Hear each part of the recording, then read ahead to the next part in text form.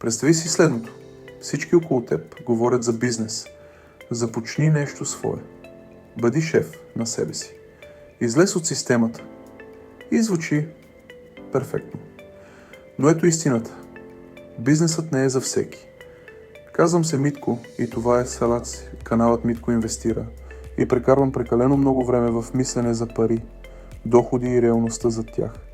Ако си човек, който се чуди дали бизнесът е правилният път за него, абонирай се и дай един лайк, ако това ти помогне. Днес няма да ти продавам мечти. Ще ти покажа реалността.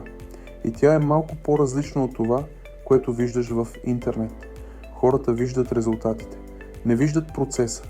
Виждат успешния бизнес, парите, свободата, лукса, но не виждат безсънните нощи, стреса, несигурността.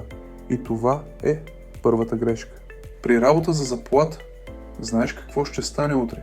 При бизнес не знаеш.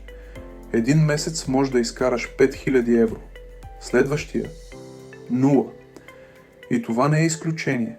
Това е нормално. Когато имаш бизнес, всичко зависи от теб. Няма кой да те спаси. Няма кой да ти даде сигурност. Ако не работиш, няма доход. И това тежи. Много. Повечето хора не искат свобода. Те искат сигурност, но казват, че искат бизнес. Това е вътрешен конфликт. Бизнесът не е просто начин да изкарваш пари. Това е начин на мислене.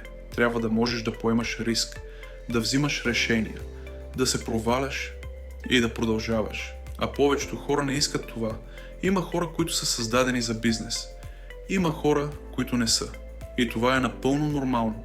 Работата за заплата не е провал. Провал е да не разбираш себе си.